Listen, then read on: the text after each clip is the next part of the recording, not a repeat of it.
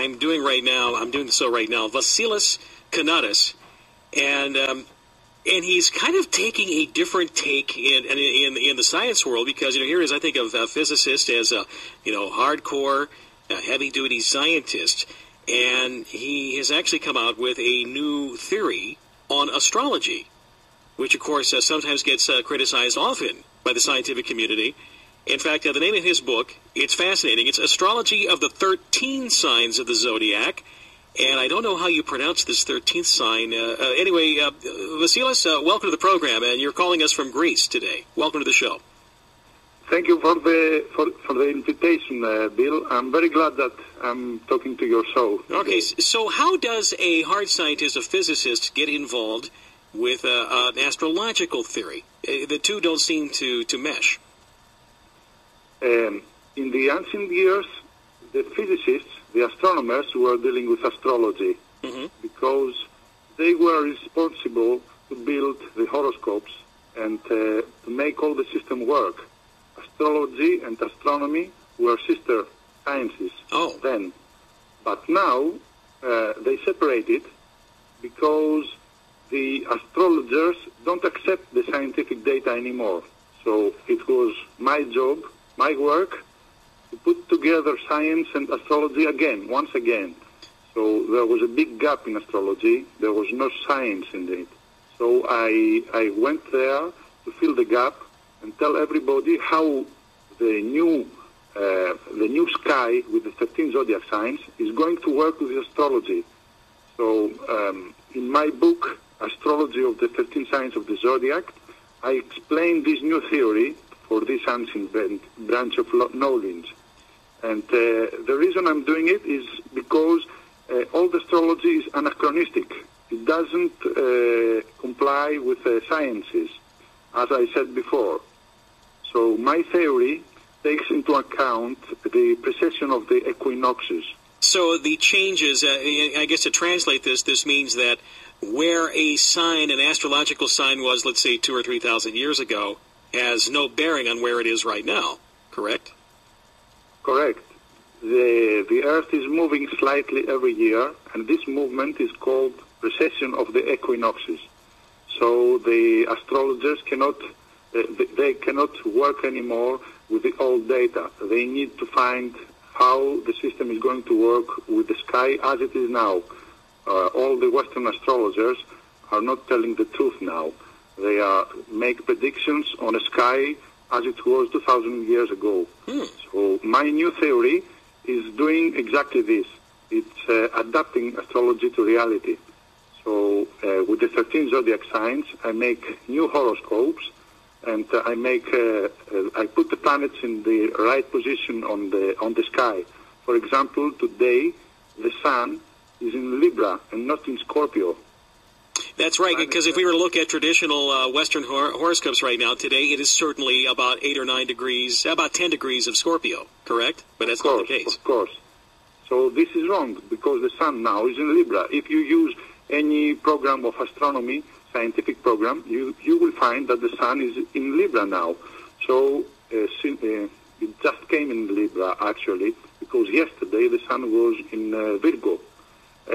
So I am using what science is saying, and I had to change many things in the astrological theory. And I had, of course, to put the 13th sign inside, which is named Ophiuchus. In Greek, it is Ophiuchos in Greek. But so Ophiuchus, now why 13, before you even move on with that definition, why a 13th sign? Because it seems like forever and ever it's been 12. Why do we need 13? Because what we are using is the zodiac constellation that the Sun is going through during its annual path.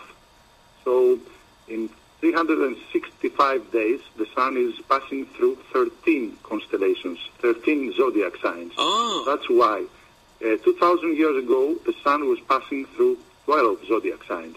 So that's the reason why, not only this, but the sky has changed place about 30 degrees on the sky, or because of the slight movement of the Earth. So we had to change everything.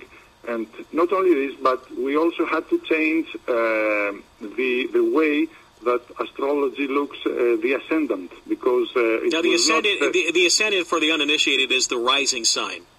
Exactly. Okay. But for Claudius Ptolemy, who invented horoscopic astrology 2,000 years ago, ascendant was horoscopos, which means to look something, to observe something significant the time of birth. This significant thing is not the rising constellation, but it is the place of the moon, according to my theory. And I made it so because it's very significant from astronomical and astrological point of view.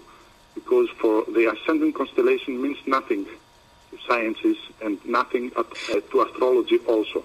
So why is it here, if you don't mind me interjecting here, physicist Vasilis Kanadas, and he is the author of Astrology of the 13 Signs of the Zodiac. It's, cutting in a different direction, a different theory here now.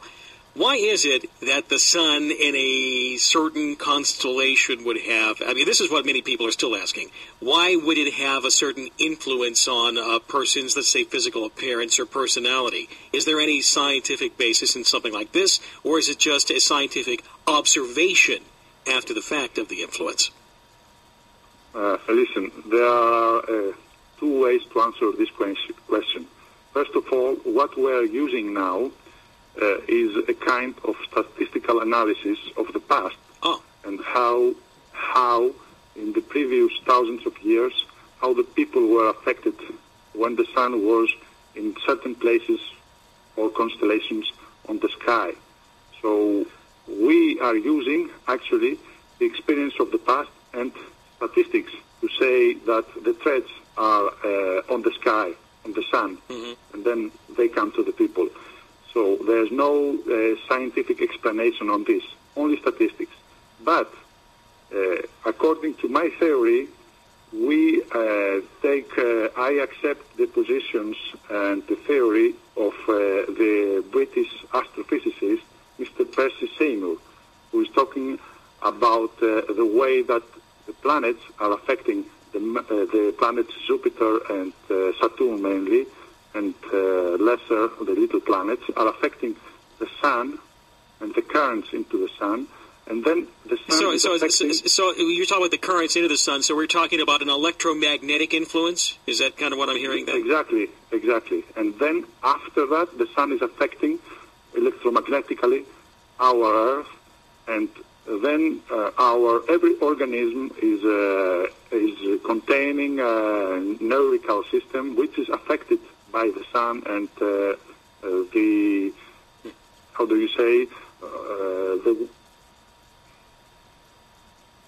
electromagnetic. Yeah, the electromagnetics. Okay, very good. Yes, that's what he's saying, and I'm accepting, because I didn't work on this. He worked on this, and I'm accepting it. Understood. All right. So, Vasilis, let me ask then, let's take a look in the final few minutes that we have. Like I said, it's fascinating. It's a fascinating take. So, I was born one day after President Obama, almost exactly, August 5th of 1961. He was August 4th of 1961. We both think of ourselves as leap. But under this this new theory, we'd actually be Cancerians. We'd be Cancer sun signs, correct? Correct. You are both Cancers, and I am crabby at times. Yeah. that means that the sun was in Cancer when you were born. It's as simple as I tell you. And that's why the data of the elections are changing.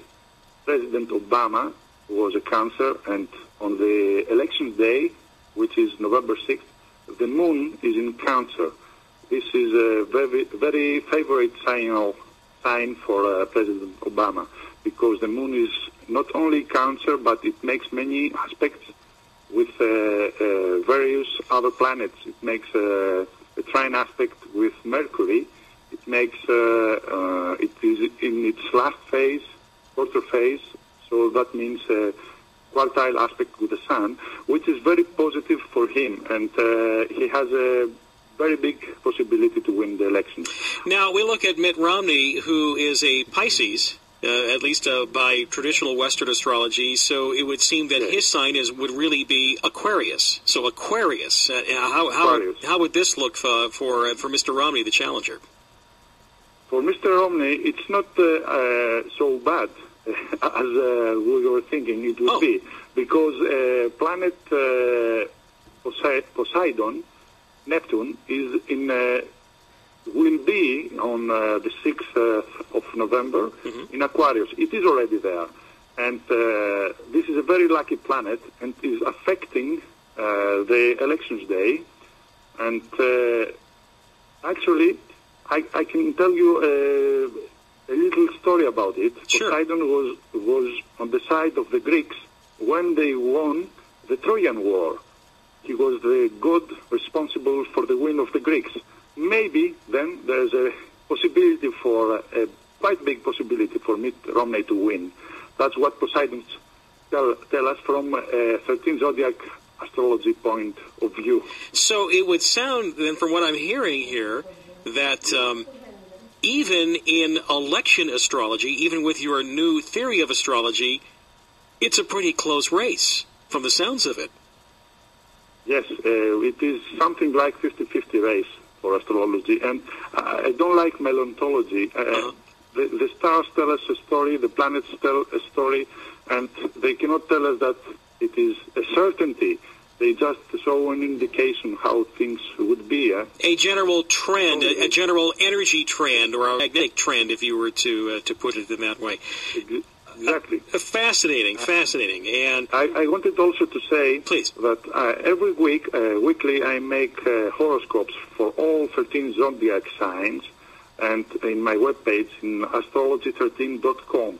So everybody can read his new zodiac sign according to my theory, which is very important because people are used to read their zodiac signs in the newspapers and in the magazines or in the internet almost every week. So we must show people that the new theory can also make the new horoscopes and tell the story from a different reference system, which is more scientific. It's based in sciences.